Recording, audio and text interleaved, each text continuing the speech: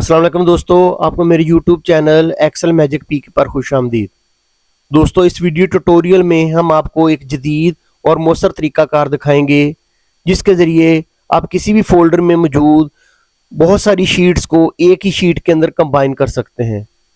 सबसे अहम बात यह है कि जब भी आप इस फोल्डर में नई शीट इंसर्ट करेंगे तो वह खुद ब खुद कंबाइंड शीट के अंदर अपडेट हो जाएगी, और ये सब कुछ बगैर किसी फार्मूला, VBA या मैक्रो के होगा। ये तरीक़ाकार आपकी कारकर्दगी को बेहतर बनाएगा और आपके कीमती वक्त को बचाएगा।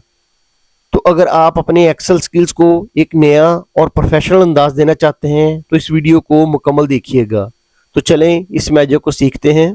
तो दोस्तों, वीडियो का बाकायदा आगाज़ करते हैं। हमारे पास ये कुछ शीट्स हैं जैन, फेब, मार्च, अप्रैल की। मैं कोई एक शीट खोल के दिखाता हूँ। ये हमारी जैन की शीट है जिसके ऊपर date, item name, quantity, rate और सेल है। इसी तरह की हमारे पास दूसरी शीट्स भी हैं। हमने ऐसे करना है कि एक शीट बनानी है जो इन तमाम शीट्स के डाटे को अपने अंदर कंबाइन कर ले, और जैसे इस फोल्डर के अंदर कोई नई शीट इंसर्ट हो तो वो उस कंबाइंड शीट के अंदर ऑटोमेटिकली अपडेट हो जाए। इसके लिए हम सबसे पहले एक ब्लैंक शीट को ओपन कर लेते हैं और इसके ऊपर मैजिक लगाएंगे, और वो भी बगैर VBA के, बगैर किसी फार्मूला के और बगैर मैक्रो के। सबसे पहले मैंने डाटा टैब के अंदर जाना है। उसके बाद हमारे पास ये कुछ गेट एंड ट्रांसफॉर्म डाटा के फीचर्स आ रहे होंगे। यहाँ से गेट डाटा के ऊपर क्लिक करेंगे और फ्रॉम फाइल इसको क्लिक करेंगे, और यहाँ से फ्रॉम फोल्डर इसको सिलेक्ट करेंगे। दोबारा मैं रिपीट करता हूँ। डाटा टैब में गए, गेट डाटा के ऊपर क्लिक किया और यहाँ से फ्रॉम फाइल के ऊपर क्लिक किया, और उसके जो सब सेक्शन होगा उसमें फ्रॉम फोल्डर को क्लिक कर देंगे। ये स्टेप्स आपने इसी तरह परफॉर्म करने हैं। अब मैं उस फोल्डर का पाथ दूंगा जहां पर मेरी फाइल्स पड़ी हुई हैं। ये फोल्डर का मैंने पाथ दे दिया, इसको ओपन कर देता हूं। अब वो उसकी कनेक्टिविटी हो रही है। उसने मेरी तमाम शीट्स जो हैं वो इस फॉर्मेट के अंदर मुझे शो कर दी हैं। यहाँ पे जो विंडो ओपन हुई है, विज़ार्ड ओपन हुआ है, इसके ऊपर ये पहला जो बटन है, इसको डाउन एरो को मैं क्लिक करूंगा और ये कंबाइन एंड लोड इसको मैं क्लिक कर दूंगा।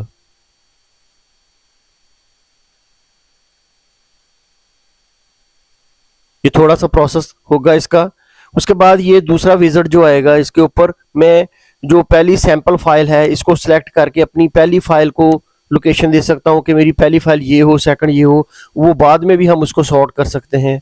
इस तरह की जब विंडो आ जाएगी तो यहाँ पे एक शीट 1 नजर आएगी, इसको आपने क्लिक कर देना है और ओके को प्रेस कर देना है। ये प्रोसेस हो रहा है, और ये देखें हमारी तमाम जो डाटा था जैन से लेकर अप्रैल तक, वो तमाम का तमाम कंबाइन होकर एक शीट के ऊपर इंसर्ट हो गया है। अब मैं आपको परफॉर्म करके दिखाता हूँ कि मैं उस फोल्डर के अंदर एक नई शीट इंसर्ट करता हूँ। जैसे ये मार्च की है तो मैं इसको कॉपी कर लेता हूँ और इसका नाम चेंज कर देता हूँ, और उसका जो नेम होगा वो मैं मई का रख देता हूँ, और इसके अंदर जाके मैं चेंज करता हूँ। ये मार्च लिखा हुआ है, इसको मैं मई में कन्वर्ट कर देता हूँ और उसके नीचे तक ड्रैग कर देता हूँ। अब ये मई की फाइल बन गई है, इसको मैं सेव कर देता हूँ और इसको बंद कर देता हूँ।